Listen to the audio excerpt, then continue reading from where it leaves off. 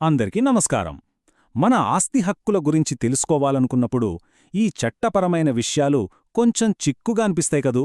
అందుకే ఈరోజు మనం డిక్లరేషన్ దావాలంటే ఏంటి, వాటిని సరిగ్గా ఎలా విలువ కట్టాలి అనే విషయాల్ని చాలా తేలికైన మాటల్లో తెలుసుకుందాం. చాలామందికి ఎదురయ్యే సాధారణ సమస్యే ఇది. కోర్టులో మన వాదన బలంగా నిలవాలంటే ఆస్తికి సంబంధించిన దావాని సరైన పద్ధతిలో విలువ కట్టడం చాలా ముఖ్యం.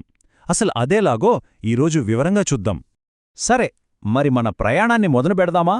ముందుగా అసలు డిక్లరేషన్ దావా అంటే ఏంటో చూద్దాం. ఆ తర్వాత ఆస్తి మన స్వాధీనంలో లేకపోతే పరిస్థితేంటి, ఒకవేళ ఆస్తికి మార్కెట్ విలువే లేకపోతే ఏం చేయాలి, దావా వేయడానికి టైం లిమిట్ ఎంత, చివరిగా ఈ వాల్యుయేషన్ అంటే విలువ కట్టడం ఎందుకంత కీలకమో క్లియర్గా తెలుసుకుందాం. మనం మొదటిగా తెలుసుకోవాల్సింది మన యాజమాన్యాన్ని చట్టబద్ధంగా నిరూపించుకోవడానికి ఉన్న ఒక ప్రాథమిక సాధనం గురించి. అదే డిక్లరేషన్ దావా. ఇది మన కేసుకు పునాది లాంటిది అన్నమాట. చాలా సింపుల్గా చెప్పాలంటే, ఈ ఆస్తి నాదే, దీనికి నేనే చట్టబద్ధమైన యజమానిని అని కోర్టు అధికారికంగా ప్రకటించాలని అడగటమే ఈ దావా యొక్క ముఖ్య ఉద్దేశం. వేరే ఏమీ అడగక్కర్లేదు. అయితే ఇక్కడే ఓ ఆసక్తికరమైన విషయం ఉంది. మనం కట్టాల్సిన కోర్టు ఫీజు ఒకే ఒక అంశంపై ఆధారపడి ఉంటుంది. అదేంటంటే ఆ ఆస్తి మన స్వాధీనంలో అంటే మన పొజిషన్లో ఉందా లేదా అన్నదానిపై. కేవలం డిక్లరేషన్ కోసం దావా వేస్తే, అంటే ఆస్తిని మనకు ఇప్పించమని అడగకుండా కేవలం హక్కుని గుర్తించమని అడిగితే ఆస్తి మార్కెట్ విలువలో సగం మీద కోర్టు ఫీజు కడితే సరిపోతుంది. ఉదాహరణకు ₹1,00,00,000 ఆస్తి ఉందనుకోండి, దానిమీద 50 లక్షలకే ఫీజు కట్టాలన్నమాట. సరే, ఇప్పుడు మరో అడుగు ముందుకు వెళ్దాం.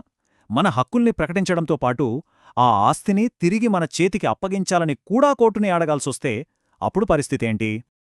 ఇలాంటివి మనం చాలా సందర్భాల్లో చూస్తుంటాం కదా. మన భూమిని వేరొకరు ఆక్రమించుకుని ఉంటారు. అప్పుడు మనం రెండూ అడగాలి, డిక్లరేషన్తో పాటు పొసెషన్ కూడా. ఇక్కడ విలువగట్టే పద్ధతి పూర్తిగా మారిపోతుంది. ఇక్కడే అసలు తేడాని మనం గమనించాలి. భూమి, భవనాలు లాంటి స్థిరాస్తుల కోసం దావా వేస్తే దాని మార్కెట్ విలువలో 30% అంటే 75% మీద కోర్టు ఫీజు లెక్కించాలి. కాని అదే కార్లు, బంగారం లాంటి చరాస్తుల విషయానికొస్తే పూర్తి మార్కెట్ విలువపై ఫీజు కట్టాల్సుంటుంది. ఇప్పుడు మనం ఒక చాలా ఆసక్తికరమైన, ఇంకా చెప్పాలంటే తరచుగా తప్పుగా అర్థం చేసుకునే ఒక అంశం దగ్గరకొచ్చాం. అసలు ఒక ఆస్తికి అధికారికంగా మార్కెట్ విలువే లేకపోతే ఏం జరుగుతుంది? అదొక పెద్ద చిక్కుముడిలాంటిది. ఏంటి, ఆస్తికి మార్కెట్ విలువ ఉండకపోవడమేంటి అని ఆశ్చర్యపోవచ్చు. కాని గ్రామకంఠం భూములు లేదా రిజిస్ట్రేషన్పై నిషేధమున్న సెక్షన్ 22A పరిధిలోకి వచ్చే భూములలాంటి కొన్ని ప్రత్యేకమైన కేసుల్లో sub registrar office market value certificate ఇవ్వదు. అప్పుడే ఈ సమస్య మొదలవుతుంది. ఇక్కడే కథలో ఒక పెద్ద మలుపు వచ్చింది. 1987కు ముందు పరిస్థితి వేరు. అప్పట్లో ఇలాంటి భూములకు ఏదో నామమాత్రంగా ఒక విలువ కట్టేసి దావా వేసేవాళ్లు. కాని 1987లో చట్టాన్ని సవరించారు.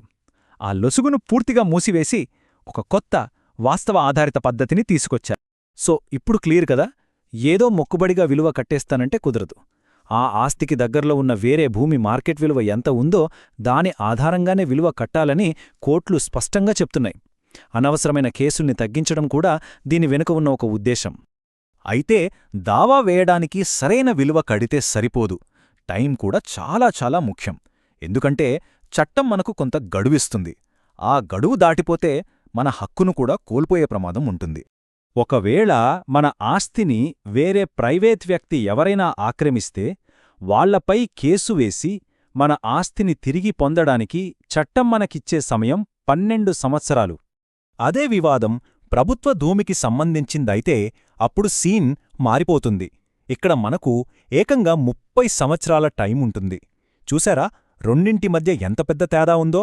ఇది ఖచ్చితంగా గుర్తుంచుకోవాల్సిన విషయం. ఇప్పుడిదాకా మనం చూసిన అంశాలన్నీ, అంటే సెక్షన్స్, పొసెషన్, కాలపరిమితి, ఇవన్నీ మనల్ని ఒకే ఒక ముఖ్యమైన పాయింట్ దగ్గరికి తీసుకొస్తాయి. అదే సరైన విలువ కట్టడం ఎందుకంత అవసరం.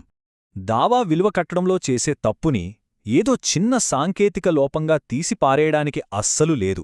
ఆ ఒక్క తప్పు వల్ల కోర్టు మన కేసును విచారణకు స్వీకరించకుండానే మొదటి దశలోనే తిరస్కరించే ప్రమాదం ఉంది. అది మన పోరాటానికే పెద్ద దెబ్బ. అందుకే ఈ ప్రశ్న చాలా కీలకం. మన ఆస్తి హక్కుల కోసం వేస్తున్న దావాకి సరైన, పటిష్టమైన పునాది ఉందా? ఎందుకంటే ఆ సరైన విలువ కట్టడమనే పునాదే మన న్యాయ పోరాటంలో విజయాన్ని నిర్దేశించే మొదటి, అతి ముఖ్యమైన మెట్టు.